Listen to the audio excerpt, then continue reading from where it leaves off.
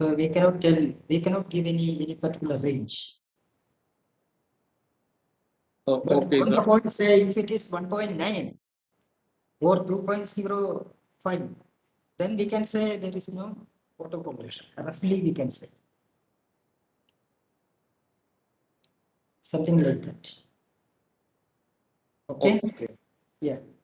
Then Okay, sir. So one more question. It was raised by Ashwini Mohan. Sir, can you explain the meaning of lagged DV? lagged dependent variable. Yeah. Is it so? Lagged dependent variable. Yeah. See, actually, Yes, sir. Yes, sir. lagged dependent variable coming as an independent variable is an auto regression. See, we have a variable yt as the dependent variable. Then, if it's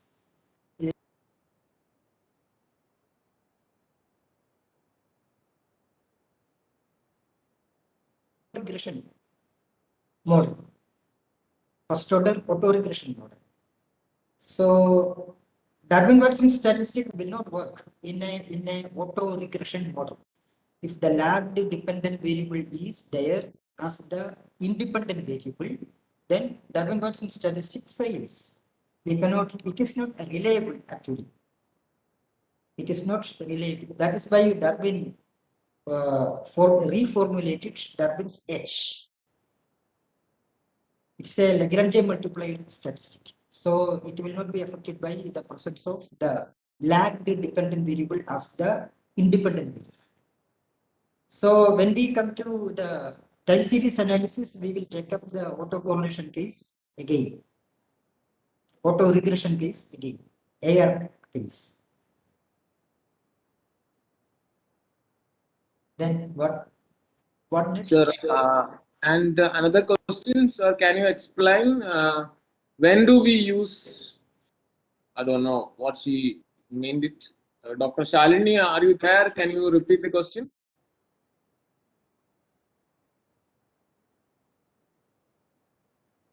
Dr. Shalini is there?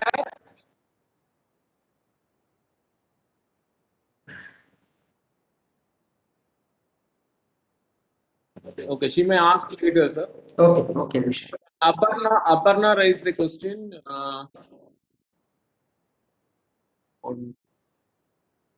What is the degree of freedom in multivariate regression analysis? Yeah, that is multiple regression, right? Suppose we have k minus 1 independent variables, then there will be k number of parameters. Now the degrees of freedom is number of observations n minus number of parameters to be estimated, and that we usually represent as k. So the degrees of freedom is n k. It's not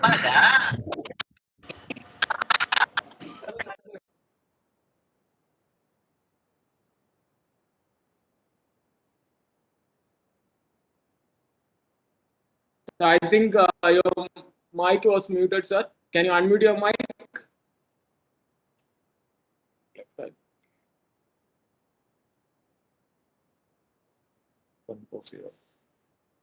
number of observations minus number of parameters to be estimated.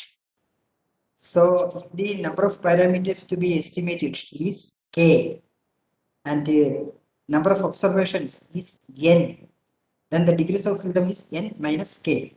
Take the case of a simple regression.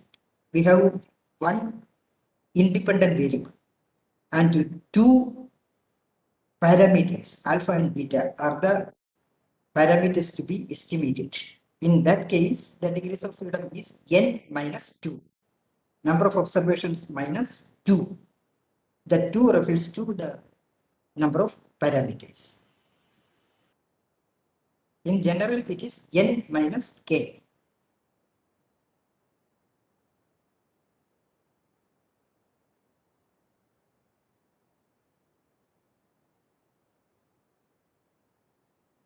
Okay.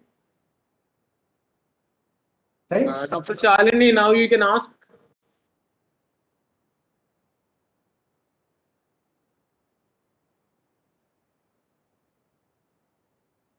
Okay, okay, fine. She has audio issues. Okay. One more question. So when do we use generalized linear model? Yeah. See the generalized linear model is an extension or generalization of linear regression. Generalization of linear regression. Now see, in the linear regression analysis or our usual OLS, we have an assumption that the error term follows normal distribution. If this assumption is what discarded, or if the error term is assumed to follow some other distribution, some distribution other than normal distribution, then we have a generalized linear model. So suppose in some context our error term may be following a t distribution or some other distribution. We cannot use OLS there. In that case, we have to go for the generalized linear model. Generalized linear model program is available in Stata. We can estimate generalized linear model in Stata. Okay, sir. So another question. DW is equal to 1.97. We reject or accept null hypothesis. This is what I told you earlier. We have to check. See, 1.97 is close to 2. So roughly we can say that since it is close to 2, there is no autocorrelation. So there is no autocorrelation. So then if we want to be very specific, then this 1.97 we have to compare with the table value. DW table value we have to consult. So now our null hypothesis is there is no autocorrelation. If the DW is 1.97, it is close to 2, telling us that there is no autocorrelation. That means we are not rejecting the null hypothesis.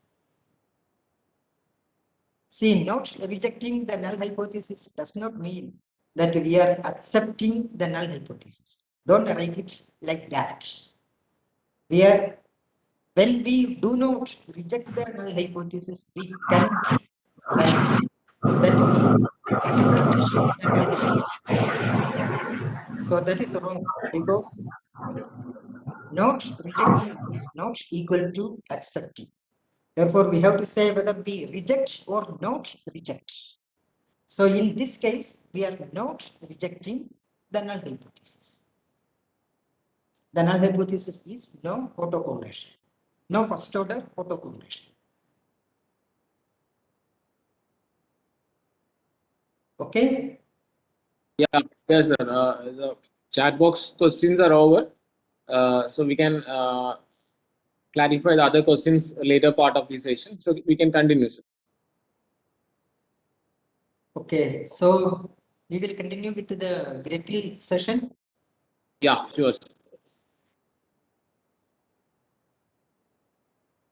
You can share the screen. Yeah.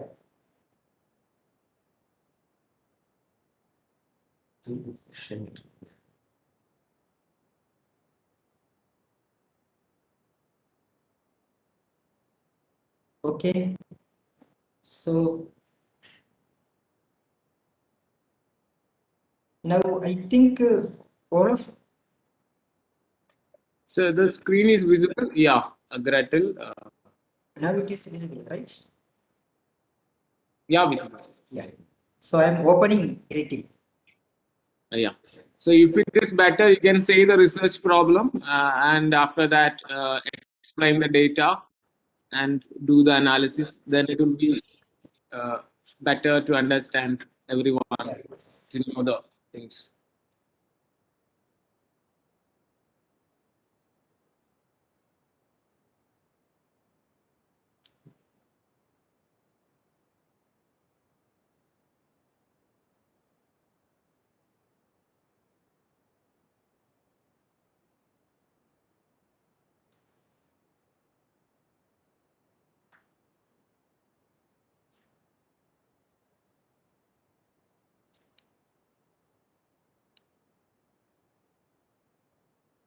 Okay, I will come to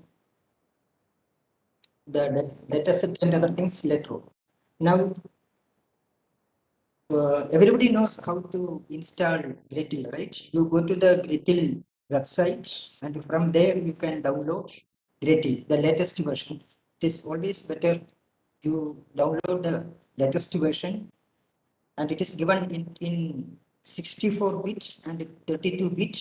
So according to your computer type, you download the relevant one, 64 or 32, and then the downloading and installing will take less than 5 minutes, and you will get this one. And first you have got this window, you go to the help. Here you have the usage guide. This is the manual, Gretl manual. So you click this. Sir, please go to full screen mode of this window. If we go to the full screen also, if we go to the full screen, the letter will be the same. See, there is no change. Got it? That is why it will not change. Otherwise, we have to go to the settings and then change everything. I don't know, by changing everything, it may not, I think it will not, because I have tried that. These are already given. We cannot increase the size. So we can open the Gretl uses manual, uses guide, and you can read this. You can learn a lot of theory also, and also how the programming can be written there also, because they are using they have their own console, and they are using the commands in the console and then doing it.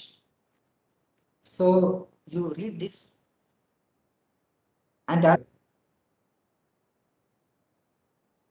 in Google, that is principles of eating. Okay, that particular the PDF copy is available in the in Google. So you type think Gretl, you will get that. So you can go through that textbook also. It's a big book. You can learn everything in Gretl.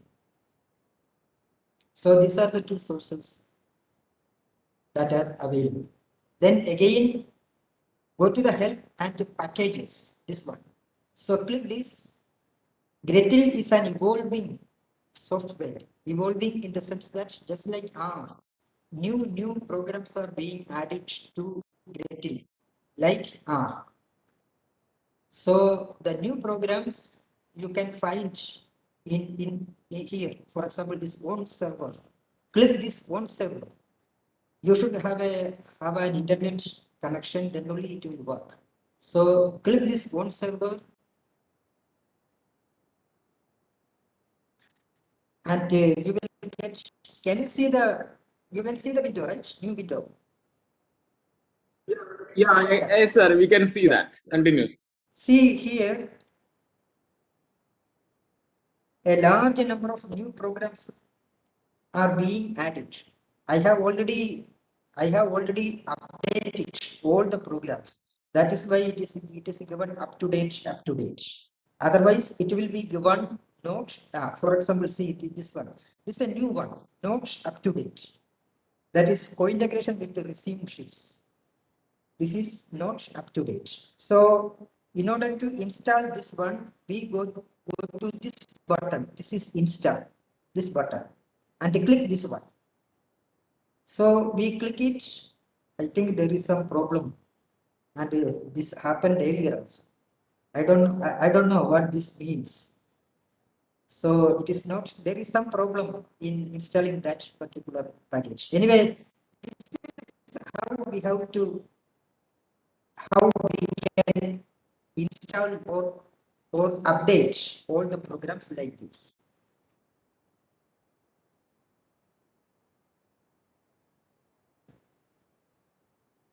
So click this one and then go to the install button, click it. Then here also there is some problem. So it is not possible. This also not up to date. I don't know whether I have done it earlier and there was problem. Okay. See, so this is a new one. It says installed. Sometimes some question may be asked whether you want to install this and install this in Gretl window itself. So you say yes, so that that particular program will be available in the Gretl window itself. So you have to make all these up to date. So this is one thing that you have to do once you have already installed your Gretl.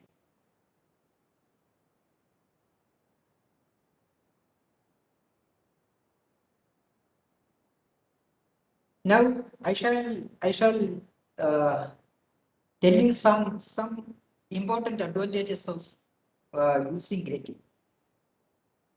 One thing they see, except file, tools, and help, all other menus are inactive because we have not entered the data.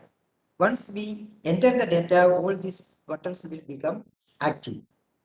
Now, if we go to the tools, then here we can have statistical tables. That is, see, for example, I am clicking this one. So we can have the normal statistical table, that is the table value T, chi-square, F, binomial, Poisson, V-bull, and DW. Now, for example, for the normal distribution, mean 0 and standard deviation 1, we can give any number here, depending upon our estimation. And we write the right tail probability. For example, 0.05, 0.05. I am writing 0.05. Then what is the corresponding standard normal distribution value? That is the critical value for this one, 01.05. Click OK, and we get the answer here, that is 1.65. This is the critical value, 1.65. So similarly, for all the distributions, we can have the critical values corresponding to the right tail or left tail probability. Then we can also have the p-value finder. That is, once we have a particular estimated value, then the corresponding probability we can have. Suppose we have estimated a regression coefficient and its value is 2. Suppose. So we enter the value 2 here.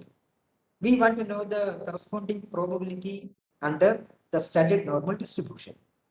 Now click OK, and we get the probability.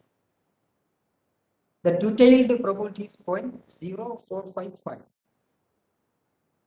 And the area to the right of 2 is 0.0227. That is one tail for the one tail test. This is the probability. And remember, for the two-tailed value, this is less than 5%.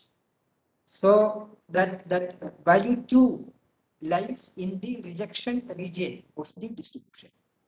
We can find that. So the p-value also is available. We can find out the p-value for all these distributions. Then we can have the distribution graph. For example, normal distribution. We can find the graph. Just click OK, and we get the normal distribution graph. And we can copy paste. If we want to record this, we can copy paste this onto the board. Now, suppose we want to find out the distribution of T. Say the degrees of freedom is 10. For 10 degrees of freedom, the T distribution graph. Click OK. We get this. So we can compare the normal distribution and the T distribution. See, compared with the normal distribution, the T distribution has, see, very high tail, very high tail. Here, this is not high tail. Here we have the high tail. Then the peakedness also is less than compared with the normal distribution. So we can have the different distributions like this. Chi-square, see the degrees of freedom. If the degrees of freedom is 2, then this is the distribution of chi-square. If the degrees of freedom is say 20, then see the chi-square distribution approximates normal distribution. As the degrees of freedom increases, we will get a normal distribution. So similarly, for other distributions also we can have the graph. If we have a particular equation, then we can plot that particular curve corresponding to that equation. Hello, Then, excuse me, sir. ah, Hello, sir. come Sir, on. I could maximize the window, sir. You can use that maximize button, no, for that. Where is it? Maximize button. Sir, it is right That at the is top. that Right square. at the top. The second box. The Yeah, That that's square what. square, box. sir. On the Yeah, right hand if I side. maximize, it will be Beside like the this. second box. Yeah, just Yeah, click that. yeah, Yes, yeah, sir. This yeah. is what I was saying. Got it? Yes, sir. Thank Yeah, you. if I maximize also, we have the same font size. The font size is the same. What the idea? That's why I didn't do that. If we go to the tools, say for example, test statistic calculator, the font size is the same. It is not larger. Got it? See, we have this one. And this is the maximum size. See, the font size is very small. That is so with that is why I have used this way. So you have no problem if I minimize this like this, right? Okay. Now, Okay, sir. Okay, sir. Continue. yeah. Now we can have parametric test. That is this test statistic calculator or non-parametric test. Only a few non-parametric tests are available here. For the test statistic calculator, we have a particular mean equal to a particular value. The null hypothesis mean is a particular value. We can give the sample mean if we have the information on this one. We can have the sum. We can enter the values and then clicking OK, we will get the result. Then we can compare a variance with a particular value, proportion also with that particular value. Then we can have two mean. We can compare two means. That is the t-test or the z-test. So we give the mean of sample 1, standard deviation sample 1, size of sample 1, then similarly for the sample 2 also. And then the null hypothesis is given, that is the mu1 equals mu2. That means the difference of means is equal to 0. Clicking OK, we will get the result. Now, if we have already entered the data, then automatically all these cells will be filled. And then we click OK and we will get the result. I shall show you one example later on when we enter after entering the data. Then similarly, we can compare two variances. That is, we can have the variance ratio test, F test. Here we have the T test for the means difference. Similarly, the difference between two proportions also we can find out. So only these tests are available here.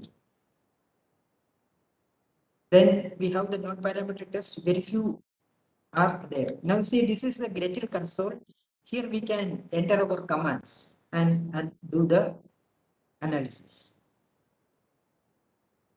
Now I shall tell you about how we enter the data and other things. Before that, one more thing. We go to the file, open data. Then here we have the user file, that is the file that we want to open, our own file. Then Gretl has its own sample files. Click this one. Okay. So Gretl Gretl has used a large number of data sets in its guide, Gretl guide. You remember this one, Gretl guide, Gretl uses guide. So all the data sets used by Gretl in the Gretl uses guide are given here.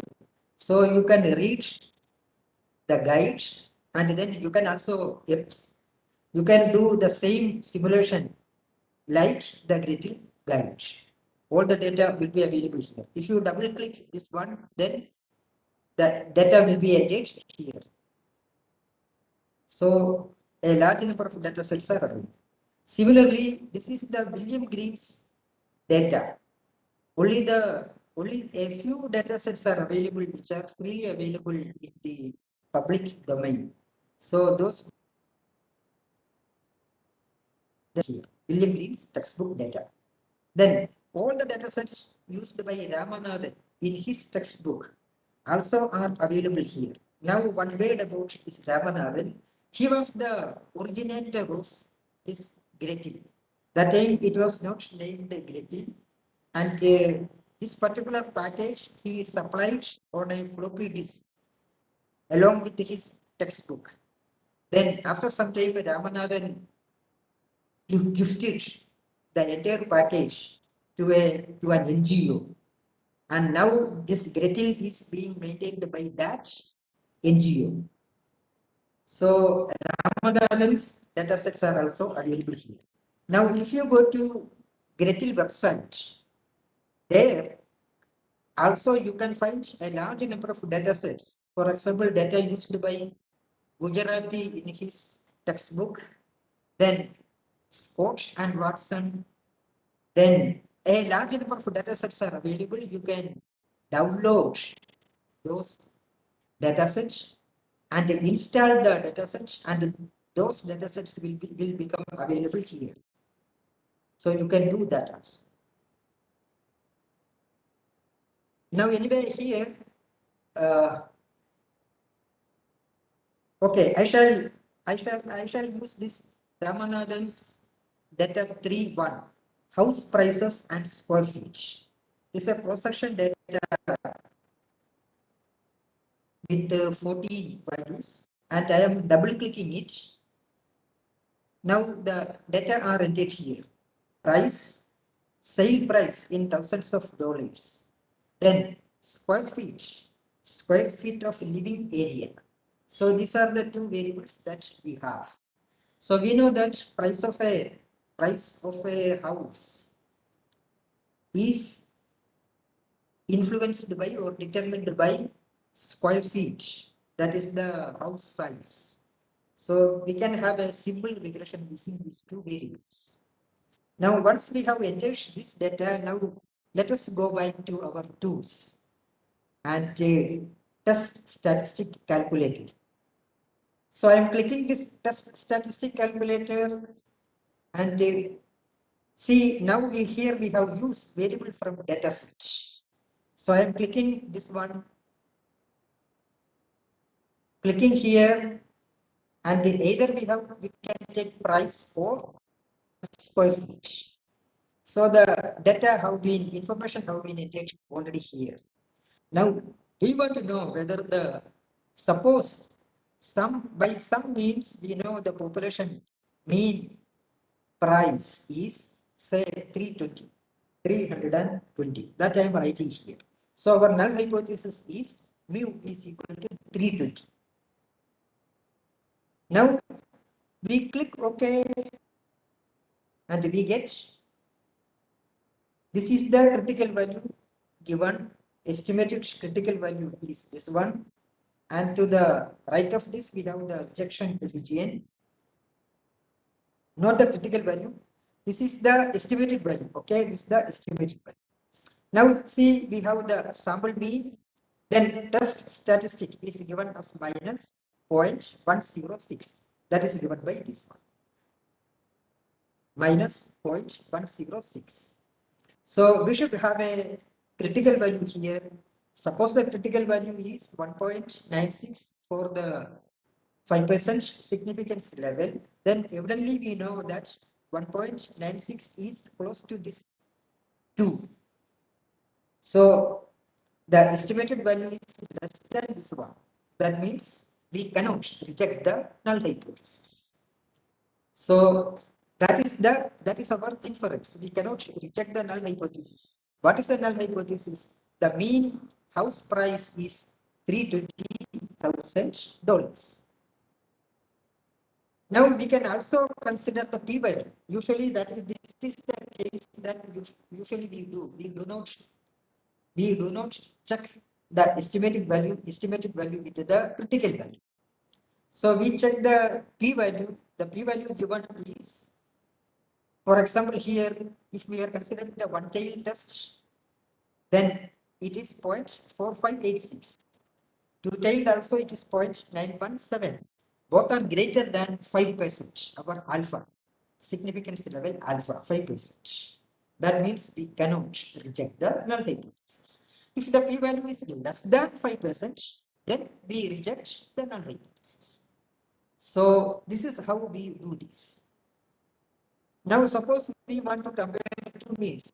This price and square feet, of course we cannot compare. I am giving this just for illustration. Okay. So if we click here, then the data will be entered here. Then we can click OK and carry out the test. So once we have entered the data, it is easier to do the hypothesis testing. Now, some other advantages are also there for grading. One is, suppose I am taking this price. We go to the variable, click variable. Here we can have summary statistics. Summary statistics are available in every packages. So here we have mean, median, minimum value, maximum value, standard deviation, coefficient of variance, and all these are available. But in addition to this, we can have a frequency distribution.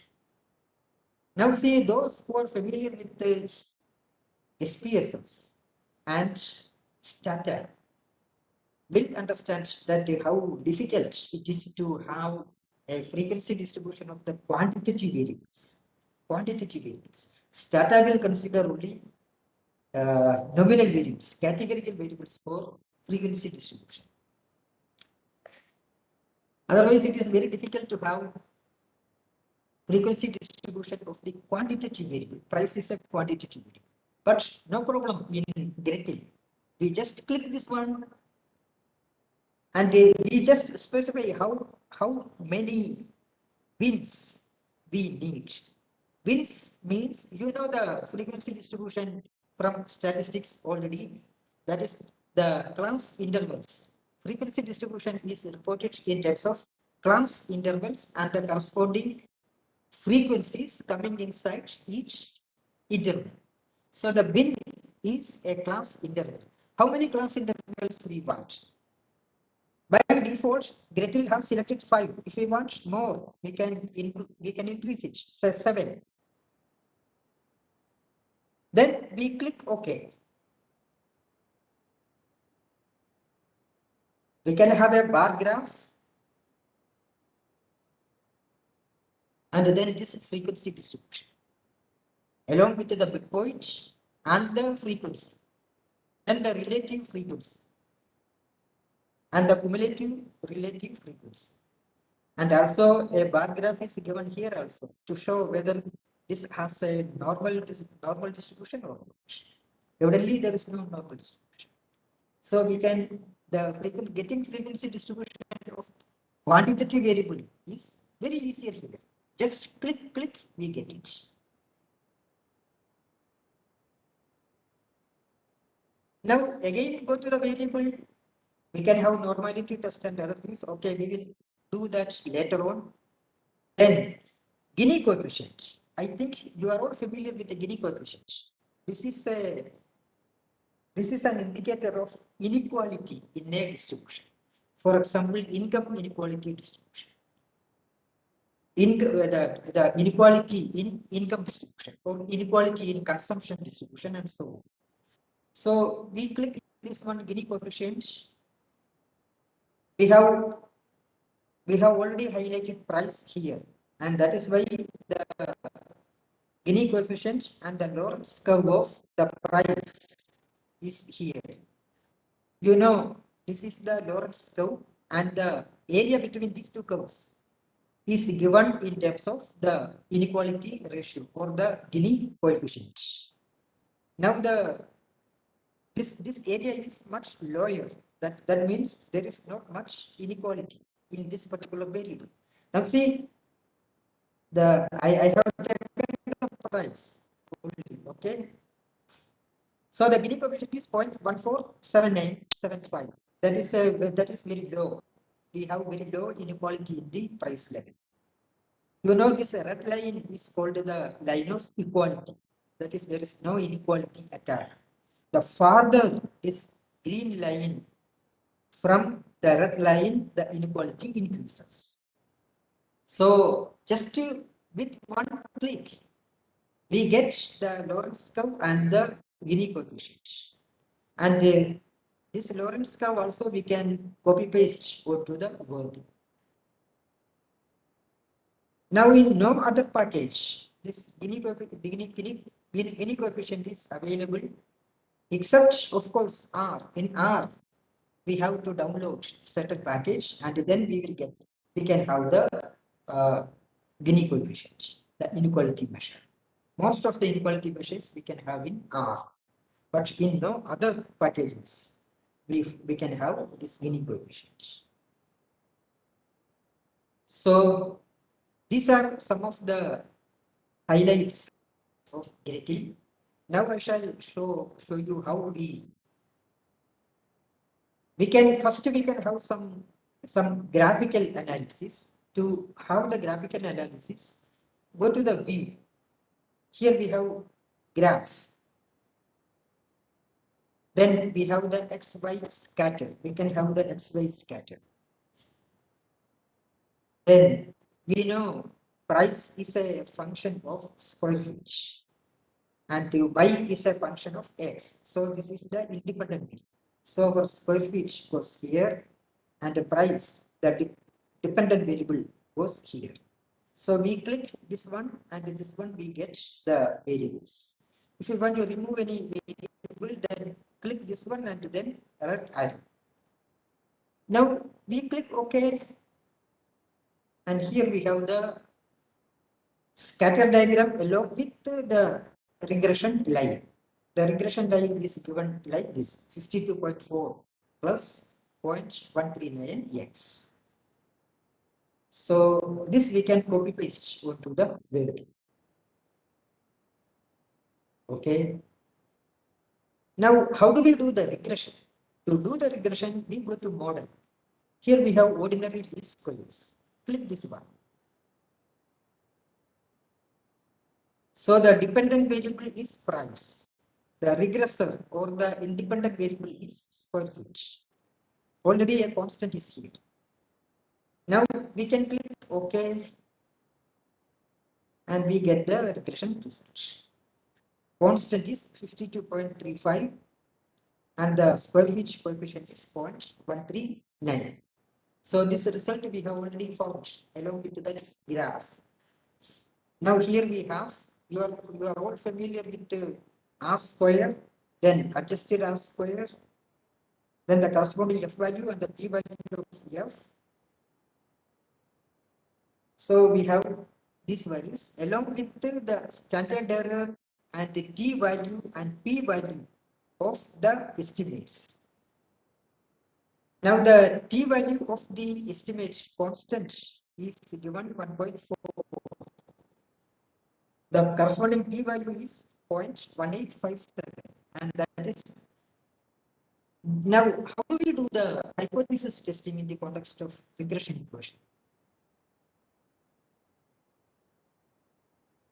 Constant is equal to 0. Equals 0. That parameter alpha equals 0. Alpha is the constant or intercept. That is equal to 0. If the P value is, then we will reject the null hypothesis. But here the P value is greater than 5%. So we cannot reject the null hypothesis. So the constant is statistically equal to 0 because that is our hypothesized value. Statistically, the constant is equal to 0. Now the coefficient of square feet is 0.139.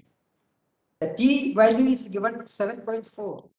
The critical value is 1.96. So the estimated t value is greater than the critical value. So we reject the null hypothesis. What is the null hypothesis? Same as our constant case. The null hypothesis here, the coefficient is beta. So we postulate the null hypothesis as beta equals 0. That means if beta equals 0, then there is no relationship between price and square feet. That is our hypothesis, null hypothesis. That we are rejecting because the t value is estimated t value is greater than the critical value at 5% level, that is 1.96. Similarly, the p-value. See, this p-value, whenever we find E minus, then take the p-value as equal to 0. So here the p-value is equal to 0. That is why we have 3 stars. If the p-value is less than 1%, then we will have 3 stars here. That means it is highly significant. So the p-value is 0. That means that is less than 5%, our usual conventional p-value, conventional alpha, that is level of significance. So the p-value being 0 less than the alpha equals 5%, we reject the null hypothesis that beta equals 0. That means there is a relationship between price and square feet.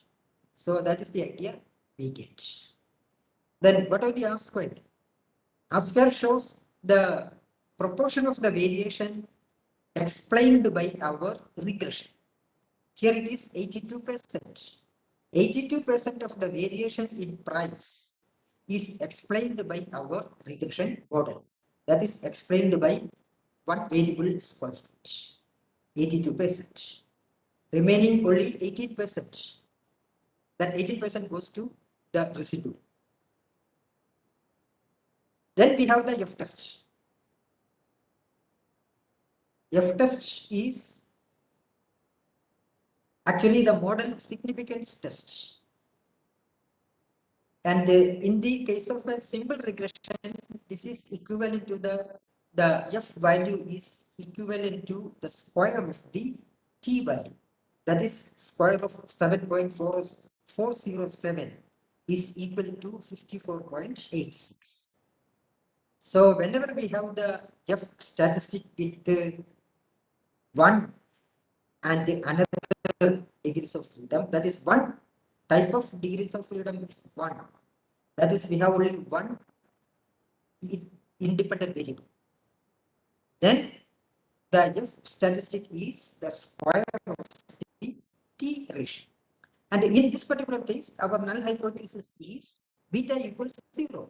That is the same as our T test, beta equals 0. So we have 54.86 and the p-value is given, p-value is 0.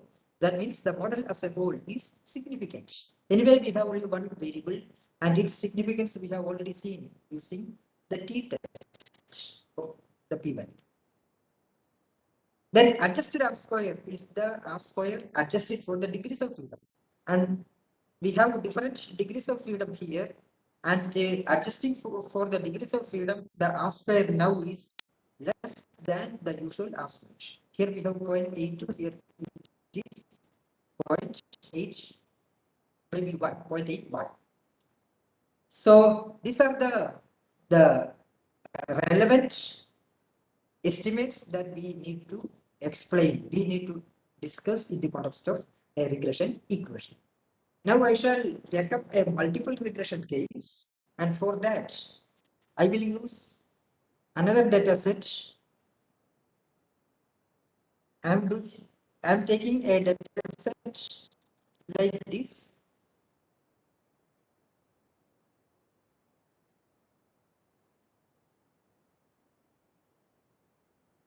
Okay, this is a time series time series data set. T is given 1, 2, 3, 4, 5. Maybe starting from 1960 January, we get monthly data. We have the variable consumption, then income and inflation. And this is the wholesale price index. The inflation is calculated from the wholesale price index like this. So we are formulating a multiple regression of consumption as a function of income and inflation. So we are going to enter this data in Gretl, and then we will do the multiple regression, and then we will see whether our model is adequate or not. If the model is not adequate, then what we have to do, how we can arrive at an adequate model, all this we will explain now. Now, if your data set is on the desktop, or it is, if it is something like this, okay, yeah. So here I have the data set open.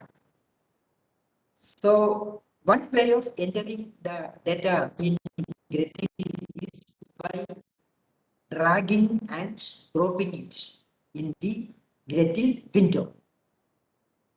That is, here I have the data, workshop data. So this I am clicking like this. So you can see how I am dragging it, right? And then I am taking it into the Gretl window, and then I release the button, my mouse. Now we have already in Gretl memory, there is already a data set. So the Gretl will ask, will tell us that if you open a new data set, then the old one will go. Do you want to proceed? We say yes. Then the spreadsheet, import spreadsheet will be available here. I want the second sheet. So I click on this one, second sheet, income, consumption, inflation, and then click OK. So we click OK. Now the Gretl will ask us whether the given data is cross-section or time series or panel data. Do you want to give the data a time series or panel interpretation? We have a time series data, so we say yes. So we say yes. So what type of data set? We have time series. Click this one and click forward. Now, what is the frequency? Annual, quarterly, monthly, weekly, daily, hourly, and so on. So we have a monthly data, so we click this one, monthly data, and you click forward. Then 1960 January I have taken, but we can change this one by increasing like this or decreasing like this, or we can directly type it here. Directly type it here. I am not doing anywhere doing here. I am keeping it 1960 January. So click forward. So it is given monthly 1960 January to 1973 March. We say apply. Click apply. So we got the data set here. Okay.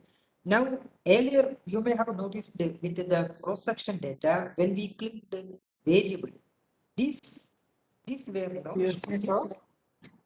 Now these are all visible. Okay, now these are all visible. We can have the time series plot. Then we can have unit root test, parallelogram, and also all these. And this we will consider when we come to the time series analysis. Anyway, for the consumption, we can have a time series plot. We just click this one and we get the time series plot here. So just one click and we get the time series. We can of course edit it. Right clicking, we can edit this one. So, and then we can copy paste this onto the Word. Okay. Now, how do we do the multiple regression? Now, another way of entering the data, this is dragging and dropping. Okay. Another way of entering the data is as usual with the other Sir, a small packages. question I just want to ask here. Eh? Hello. Hello. Sir, what is T in the data set? What is the T, the fifth variable which is shown at the last in the data set window. no? I cannot hear. Can you repeat it? I'm saying, sir, what is the T? What is the T in your data set? It is Sir, there in he the, is asking in about the T. What is the T variable in the data set. The fifth variable shown in your data set window, right? variables? See, these are the variables: consumption, income, inflation, WBI. Oh, this T. Oh, this T is time. Yes. T we use for time. See, 1, 2, 3, 4, 5, 6, 7, 8. So this is the Okay, time thank trend. you, thank you. Okay, this is the time trend. T. Okay, I should have written time. Ah. Okay. So where are we? Okay. Another way of entering the data set we are discussing. Another way of entering the data. Right. Now we go to the file here, and then open data, user file, click this one, then we will be led to this one. Okay, so where is our data? If your data is on desktop, click this desktop. So here I don't think my data. Now we have to change this Gretl data files. This one. Say we have Excel files, Excel SX. So change it into Excel SX. So all the data Excel data sheets will be here. So the corresponding one we can click, and then we can say open, and then the data will be open there. So this is another way of opening, just like any other package. For example, Stata. In Stata we are importing the data. In SPSS we are opening the data. File open and so. We are going like that. But in some of the packages we can drag and drop the data like I have shown here. For example, Gretl, it is possible in SPSS. We can drag and drop the data in SPSS. In EBS also, we can drag and drop the data. But in Stata, we cannot do that. And in R, of course, we have to import the data. So that is the case. Okay, now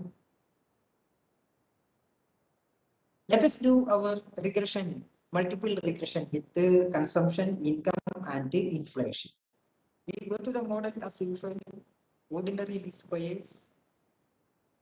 Our dependent variable is consumption. We enter that and click this one, set as default, so that we can have different versions of this regression, so that the consumption will remain here. Now we enter the two independent variables, income and the inflation. Click here. We have income, inflation along with the constant. Now, if you have any doubt, you can go to the help and see what is given there. Okay. Now we click OK and we get the regression result here. Constant, income, and the inflation. Now the standard errors are given. Then the t-value. How do we get the t-value? T-value we get by dividing this coefficient by the standard error. Then we are getting this one. For example, 1.15 divided by this 0.024, we get 47.4, the t-value. Now see all the t-values in absolute value are greater than 2. That means they are highly significant, much higher than 2. So that all the p-values are 0. See, we have E minus 10, E minus 94, E minus 24. These are all very, very, very, very small. or as good as 0. And that is why in all the cases we have the 3 stars. Now, whether our significant is significant or not is easily identifiable in regression research. That is, if it is significant, then there will be at least 1 star along with a coefficient. So at least 1 star. 1 star means 10% significant. 2 stars, 5% significant. 3 stars, 1% significant. No star means that particular coefficient is not significant. So here all the 3 are significant. So just to one look, we can find out whether all the estimates are significant or not. Just to one look, just to see whether there are any stars. So we have 3 stars for all the estimates here. So all the estimates are highly significant. Okay. Now don't write when you discuss this. Don't write that stars are there, therefore they are significant. That part we have to give it in terms of the p-value. All the p-values are 0. So the significance is very high. So here we have the R square 94% is explained. F value, the p value is 0. So the F value also is significant. Now, in addition to this, do you find, you can see the results, right? Is there anything that you are familiar with here? Any other measure? Can you tell me?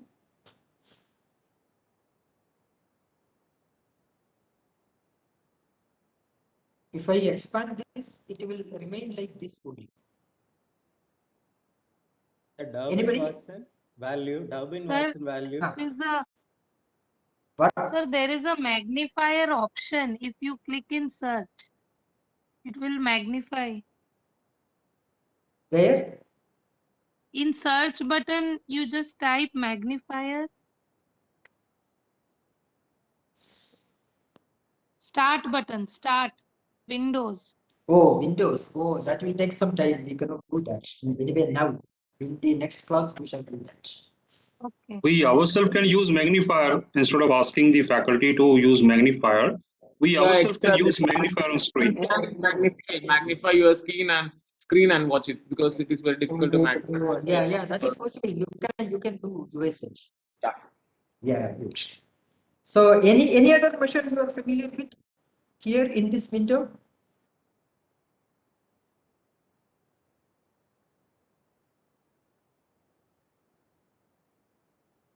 This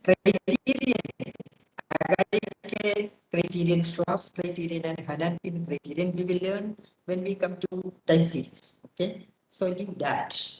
After that, Durbin Watson value, sir.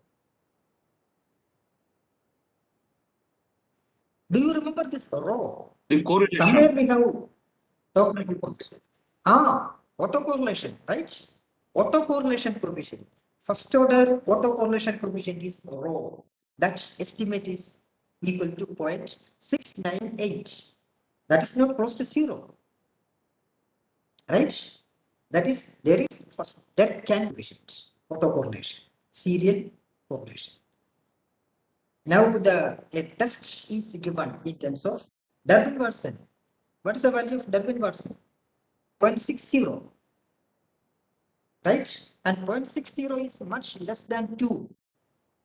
If Durbin-Watson statistic is around 2, then there is no first order autocorrelation.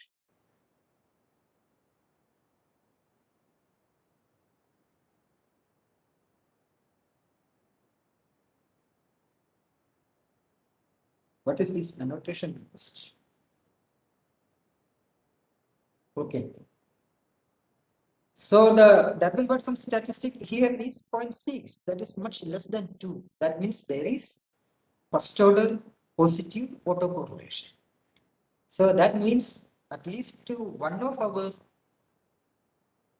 Euler's assumptions is violated. no autocorrelation assumption. That also only first order.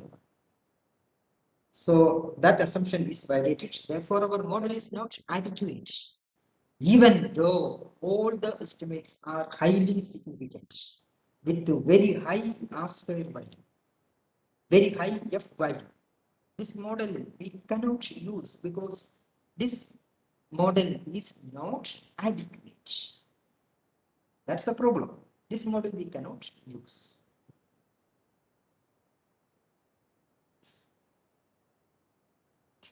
Now, what we have to do?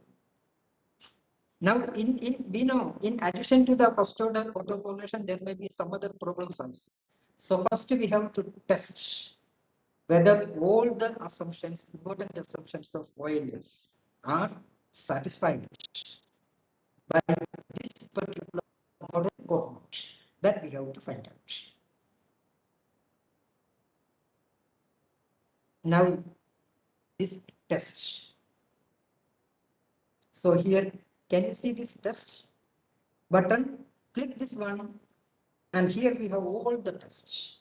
And here we have Ramsey's reset, heteroscedasticity, normality of residual, then autocorrelation, then ARCH. This also we have to check.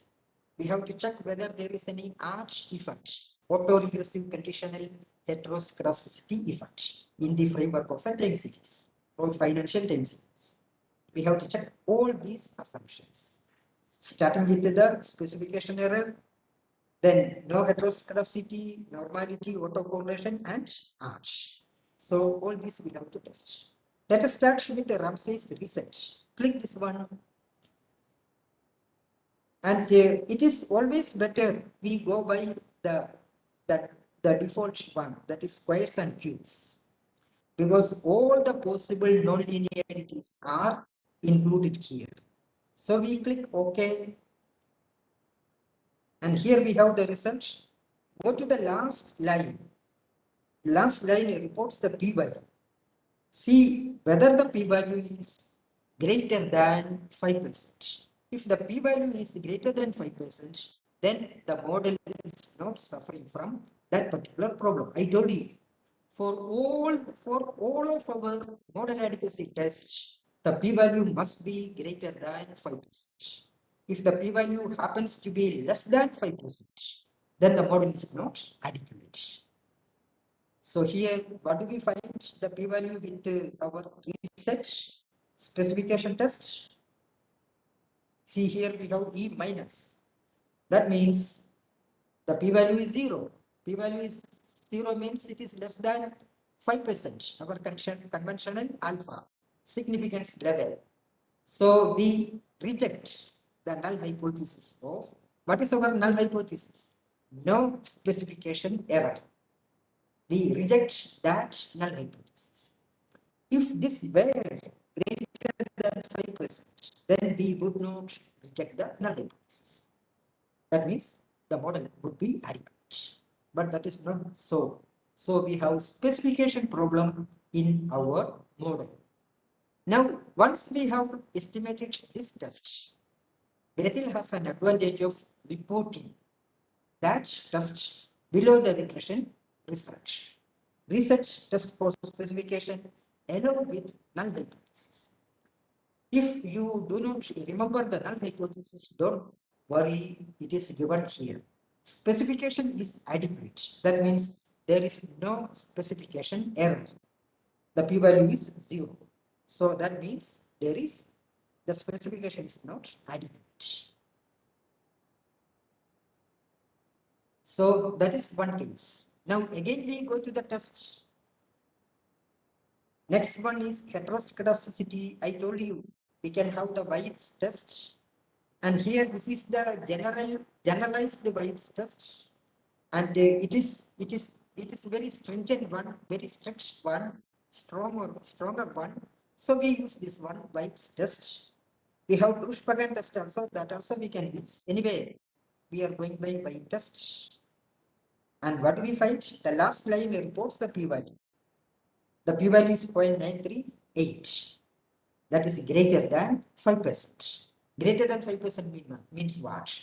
what is our null hypothesis? No heteroscedasticity. That is homoscedasticity. That we do not reject. So I told you, even otherwise, if the p-value is greater than 5%, then our model is adequate. So here there is no heteroscedasticity. This result also is reported below the regression result here. Twice test for heteroscedasticity with the null hypothesis. Heteroscedasticity not present. The p-value is 0.94. Therefore, we do not reject the null hypothesis. There is no heteroscedasticity. We go to the test again. This time, normality of residue. Click this one. Now the p-value is given here. See, within square brackets, we have 1.1967. And 0.1967 is greater than 5%. That means, then we know any p-value greater than 5% means our model is adequate. So there is no non-normality problem. Our residuals are following normality assumption. Click this one, we have another frame here with the interval, that is the frequency distribution, and then we have the test for null hypothesis of normal distribution. The chi-square test, you remember chi-square test with the 2 degrees of freedom. This test is our JB test, Raki-Berra test. P-value is 0.1967. So, and this result also is reported here, normality of residue. The p-value is 0.19. We do not reject the null hypothesis that error is normally distributed. We do not reject that. Now again we go to the test. Then we have the autocorrelation. Click this one. Now we know autocorrelation is in terms of different laws. We have first order autocorrelation, second order autocorrelation, and so on. So now here we are using monthly data. Therefore, Gretl has selected lab order for test as 12. That is for 1 year. If we have annual data, then Gretl will use a lab order of 1. If we have quarterly data, then Gretl will use the order as 4 and so on. Anyway, we can use this 12 as such. So we click OK. And here we have the result. Come down. We have 3 tests. All these 3 tests are the Bruce-Pagan tests. Bruce-Pagan Godfrey test. Bruce-Pagan Godfrey test. In all the cases, the second line gives the p-value. Here, this is the p-value. This is the p-value, and this one is the p-value. We have the p-values here. And what are the p-values? The p-values are all the p-values are less than 0. That means what? We are rejecting the null hypothesis. What is the null hypothesis? No autocorrelation. That we are rejecting. That means there is autocorrelation if up to the 12th log. Up to 12th log, not just 1 log, just like our Darwin-Watson statistic. So this result, one of these results is reported below the regression results, autocorrelation with the null hypothesis, no autocorrelation, and the p-value. Now we have one more, that is about the arch effect. We click this arch. Here also we have to give the lab order. We are giving again 12, the default one. Click OK. And here we have the p-value. The p-value is 0.0003. So this is less than 5%. That means we are rejecting the null hypothesis of no arch effect. That means there is arch effect also. Autoregressive conditional heteroscedasticity also. So this result also is reported here. We have all these cases. So is our model adequate? Which are the assumptions not satisfied or violated. The specification error, no specification error assumption violated. No problem with the heteroscedasticity, no problem with the normality assumption. But there is autocorrelation. There is arch effect also. So in 3 cases, our model is not adequate. So we cannot use this particular model. We have to re-modify our model, re-specify our model. Now, we have, is there any other assumption we have? Do you remember? Sir, Ah, sir, in autocorrelation, there were 3 results. ah. So, if out of the 3 results, 2 are significant, maybe 1 is not significant. Then which one we will take? Sometimes it can so happen. Usually it will not. Usually it will not. Sometimes only it can happen. So Okay. so we can go by any one result. Doesn't matter. Okay. Yes, sir. Yes. Okay. Now any other assumption that we had used? Any other Sir, assumption? stationarity we will not check. No. Stationarity comes in time series analysis, not here. We are not. But there is actually a non-stationarity effect here that I shall tell you later on after this. So any Sir, other assumption? multicollinearity we have not checked. Which one? Multicollinearity. That is Gauge. it. Yeah, Yeah. multicollinearity. Now remember, multicollinearity indicator or test is not a statistical test. That is why it is not appearing here. But the indicator we will get if we go to this analysis. Go to the analysis. Now here you can see collinearity. Okay. This is multicollinearity. So click this one. Now I'm not going into going into all these lambda values and other things. That is the conditional index and other things. But then the variance inflation factor only. And if you do not remember about the properties of the VIF, then no problem. Gretl will help you with this.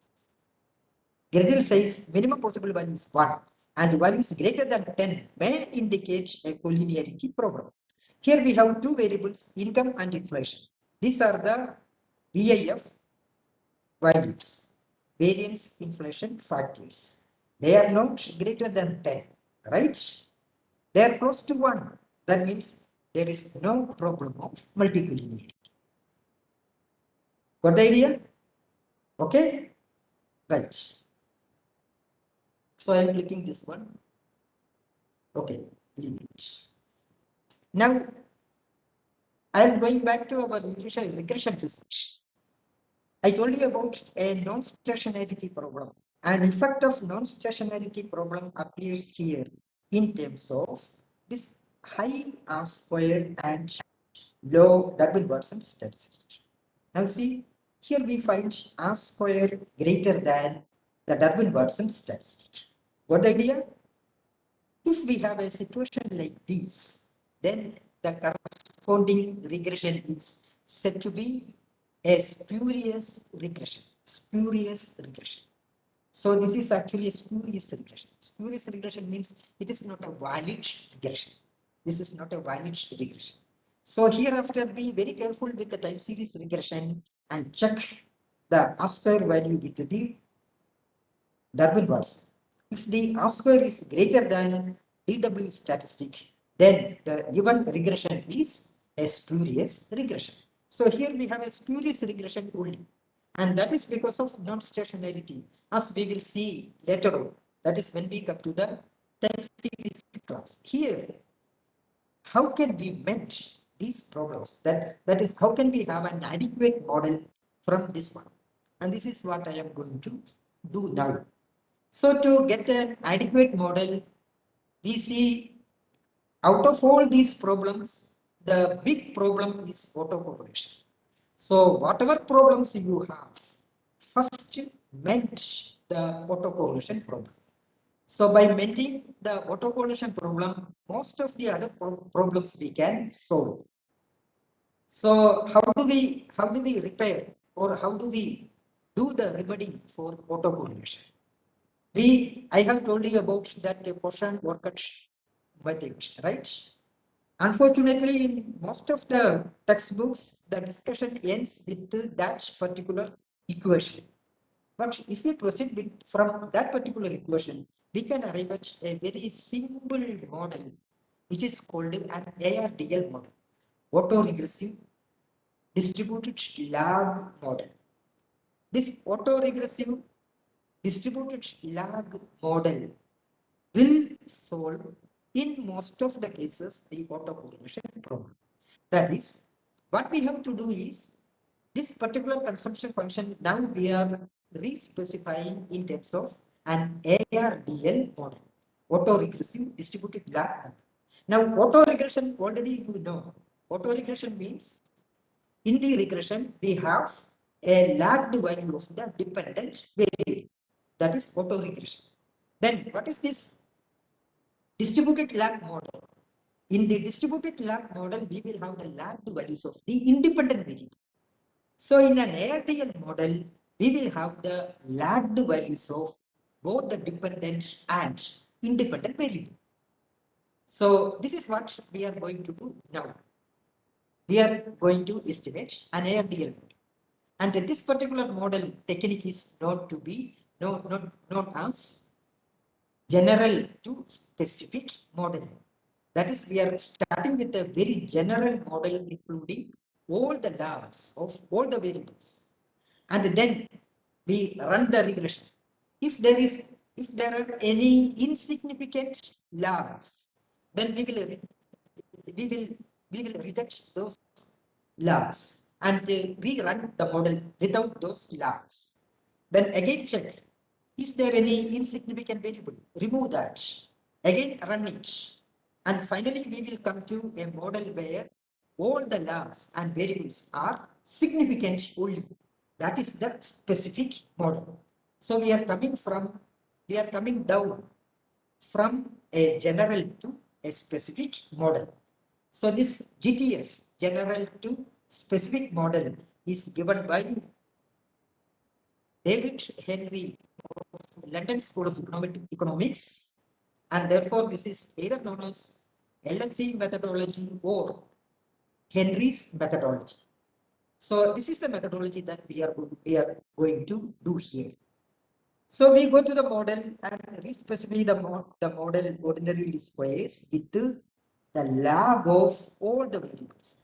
That is consumption, income, and inflation. So to get the lag, we go to this lags. Can you see this button lags? This one, right? So we click this one, lags. So by default, all the independent variable we can give the common lag. Say I am giving 2 lags, 1, 2, 2 lags. Then we have to give the lag of the dependent variable also. Lag from 1 to 2. I am giving common lag 2 for all the variables. So this is my general model. Click OK. So all the variables are here. Now click OK, and we have the regression result here. And just to one look, some variables, some estimates do not have the star. What does it mean? They are not significant. If they are not significant, then we have to remove those variables. Which are the variables not significant? Income with the lag 2. Income with the lag 2. Then inflation with the lag 1 and inflation with the lag 2. Then consumption with the lag 2.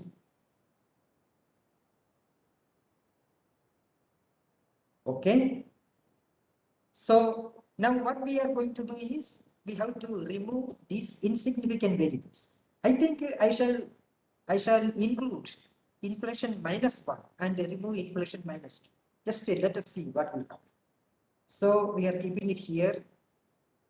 Go to the model again, ordinary squares. What we have to do? Remove the second lag, all the second lags. Income, second lag. Inflation, second lag. and then run the regression. Click OK. Now what do we find?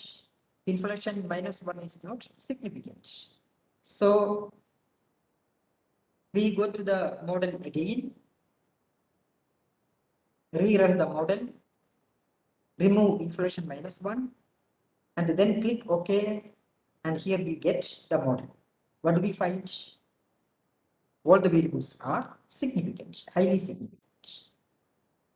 Now what we have to do? We have to see whether there is any problem with our OLS assumption.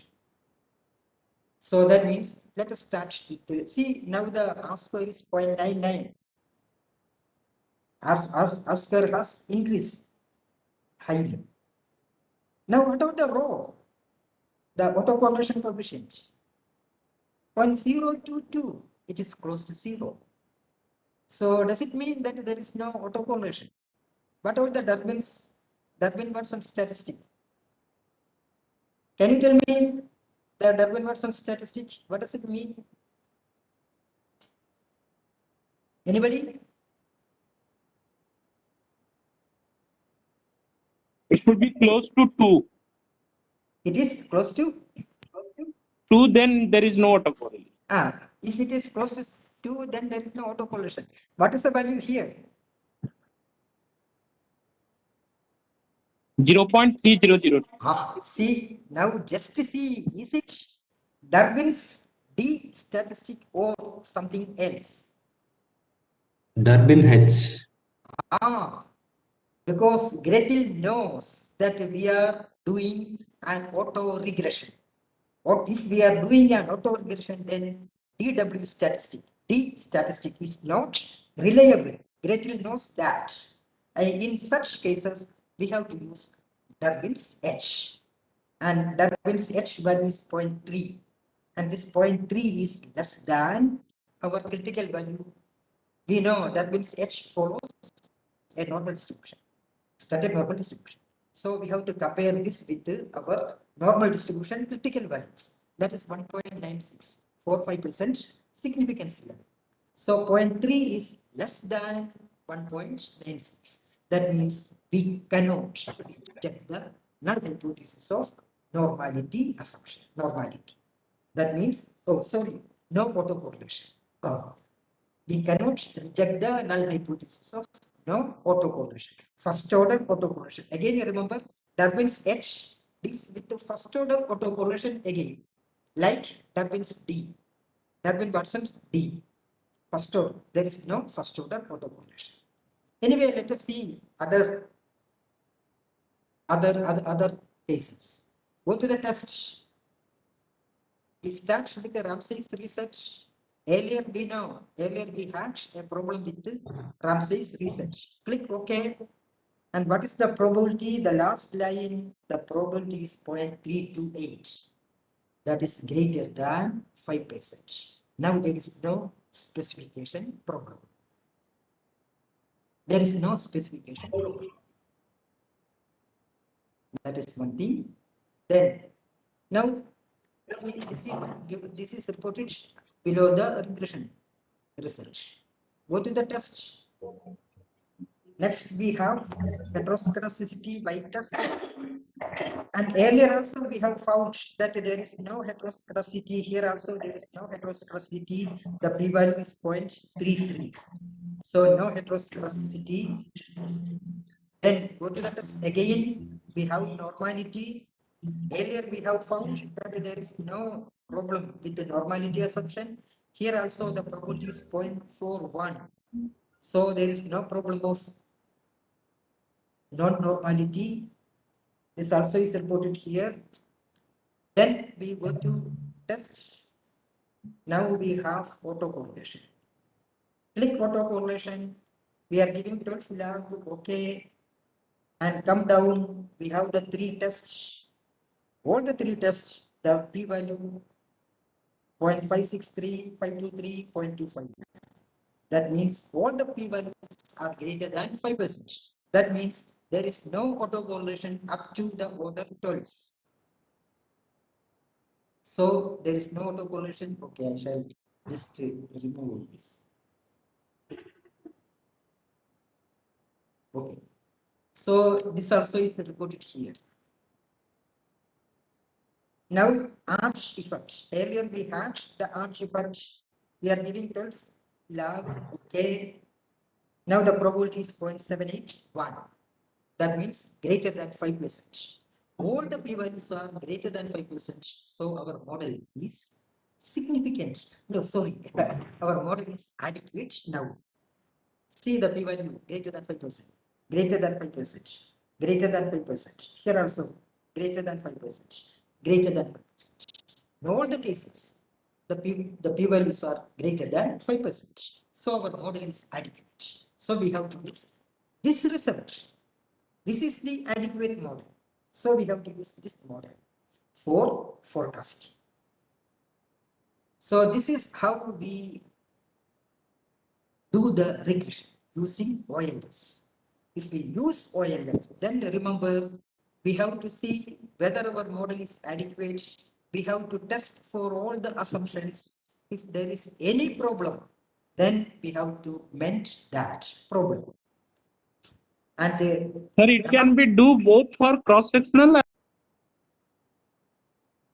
panel also.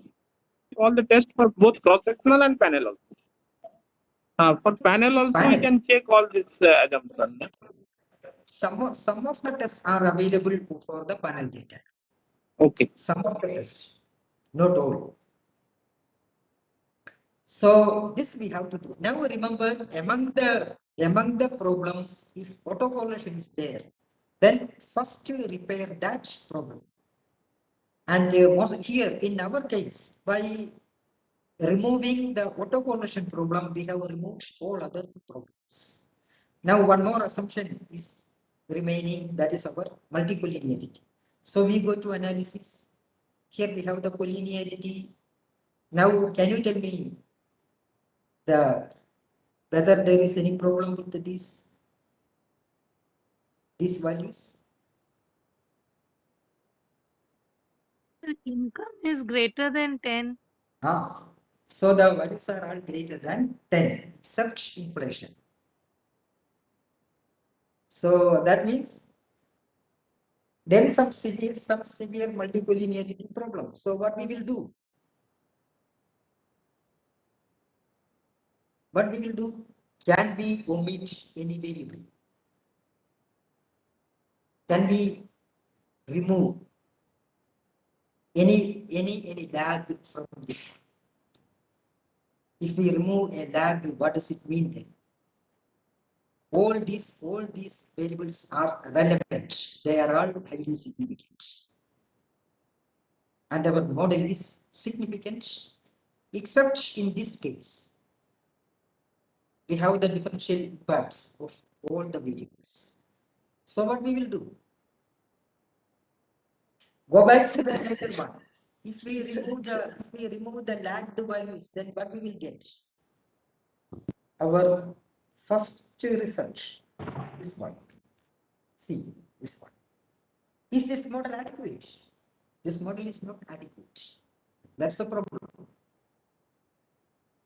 So if we remove these variables, income and income minus 1 and the consumption minus 1, then we will have a problem of getting an inadequate model. So what we have to do? We will go Just for the last, just ignore the multicollinearity. Yeah, we go for the last remedy. That is, just ignore this problem. Just ignore this problem. So this is how we do the regression and the model adequacy test. Along with this, you also read my working paper that the tradition is questioned. And now, if you have any doubt, now we can go for the discussions. ARDL model we can do with any number of variables. Like you have taken 3, so I can take 5, 6, any number. Oh yes, depending upon the sample size. If we have a large sample, we can include all the variables theoretically relevant. Okay, not going by the kitchen sink approach. that is putting all the vessels in the kitchen sink.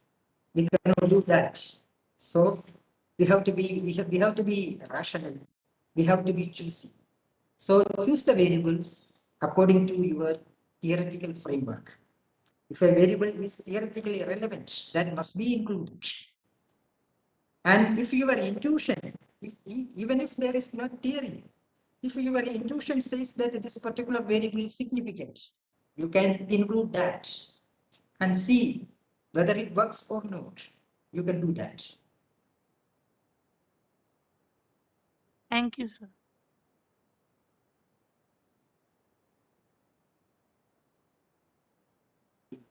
Any questions by the participants? Please ask. Hello, sir. Hello. Ah, Hello, sir. Good evening, sir. good evening.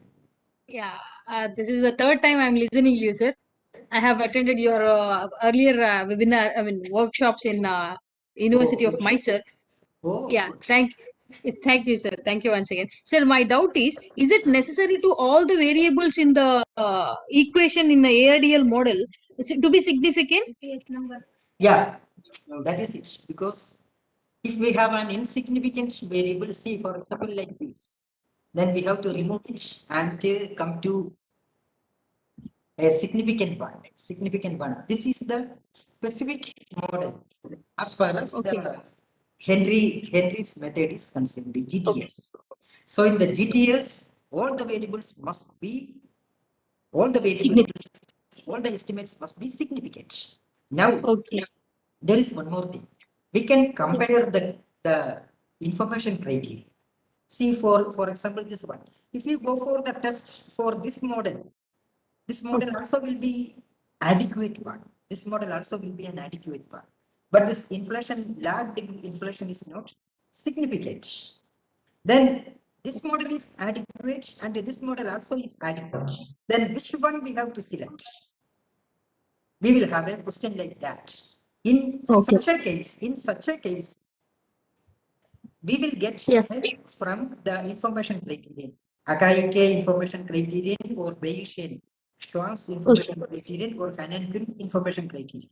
So this criteria will help us for model selection. And according to this, we select a model having the least or minimum criteria, minimum information criteria.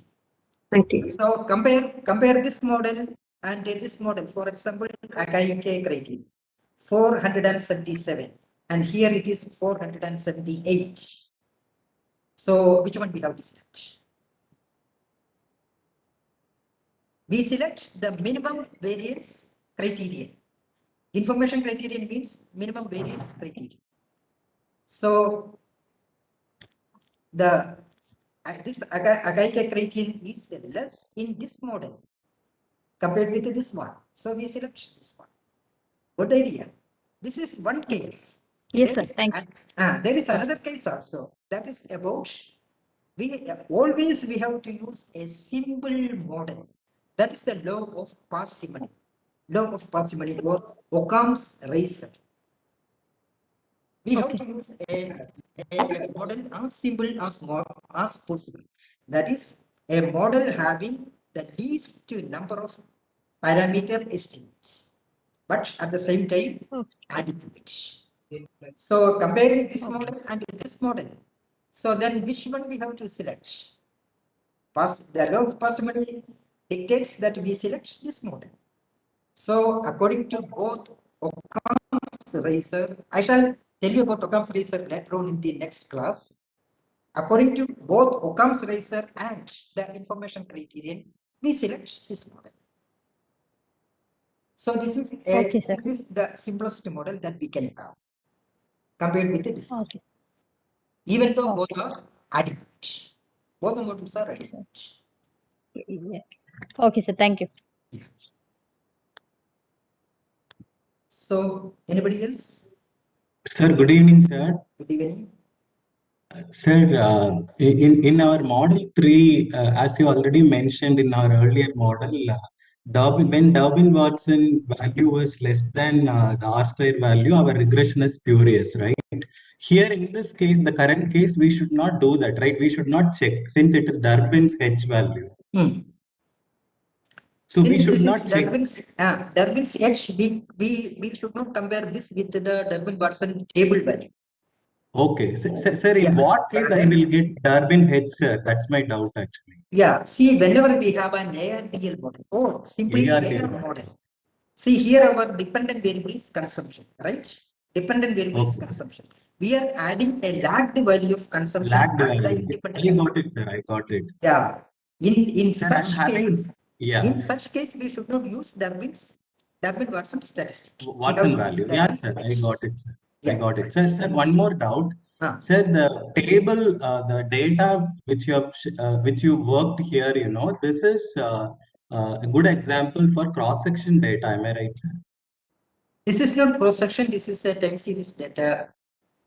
Actually, this data you have got from Henry David's website. Okay, so ARDL model is applicable for time series, right? I'm having that kind of confusion, sir, whether we do ARDL for cross-section or time series. See, actually, we cannot do the ARDL model for the cross-section. Cross-section, okay, no. sir. ARDL model is only for time series. Okay, okay. So thank you, sir. Thank you. Welcome.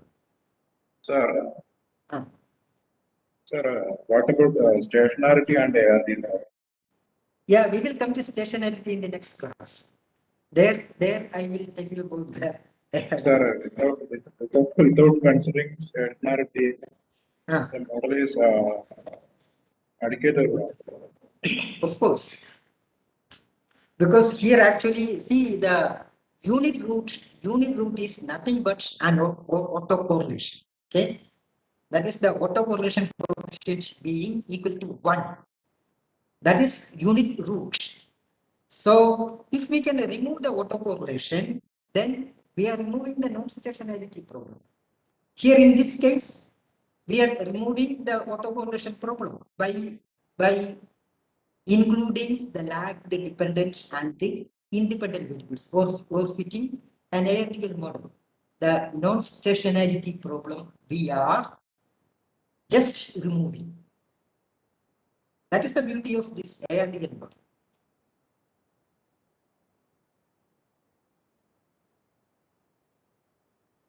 Got it?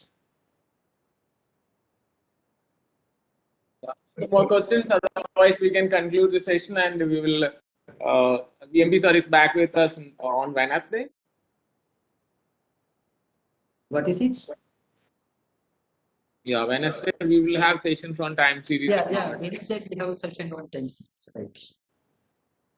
But remember this about the spurious regression, okay? So we will come to the spurious regression there. So remember the spurious regression occurs when R square is greater than DW statistic. Sure, sir, sure. Thank you. So we are concluding today. We will share the entire sessions recording through YouTube link and shared with the participants. So thank you so much, sir, for today's very excellent delivery of lecture. Thank you. Okay. So any queries you can ask? If at all we can conclude and we can wind up. And